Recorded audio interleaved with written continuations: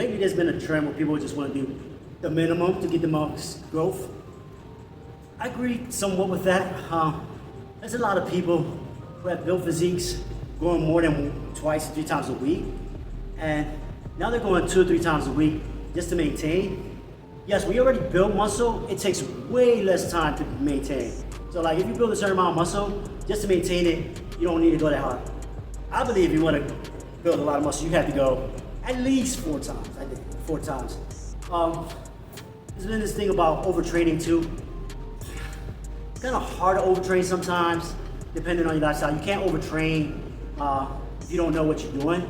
But if you get enough rest, sleep, let's say you get 3 days of rest between, you might go 2 days, get 1 day off, another 2 days, go 1 day off, or 2 days off. At least you go 4 times, you build a good amount of muscle. 3 times, you can build muscle. 2 times, you're not really gonna build that much muscle. And the other part is, I really enjoy going to the gym. It's more of a mental thing sometimes than actually building muscle. It just pushes me, it just gives me in a better mood. When I don't want to go to the gym and I force myself to go to the gym, I actually feel better. So that's the other part. Like, it's not always about gaining muscle or building muscle. If you enjoy going to the gym, go to the gym. But you do need your rest days, so do take time to rest. I think most people should rest at least twice a week. And if you go 5 times a week, I think you should rest probably twice a week in a row. If you're natural at least, you should let your body rest. You don't want to overstress it because it does start impacting your sleep. And you'll start actually losing strength if you're not resting properly. But another way I explained in another video, if you don't want to take too much rest, what you can do is deload. Deload is just you just come in the gym and move the weights around, just a little pump. You're not even really putting that much effort.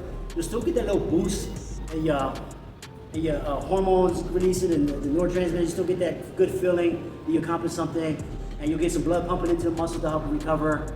And you still feel like you're accomplishing, but you're letting the body kind of like rest a little bit, active recovery. So that's another way to like hack the thing if you don't really like taking too many days off.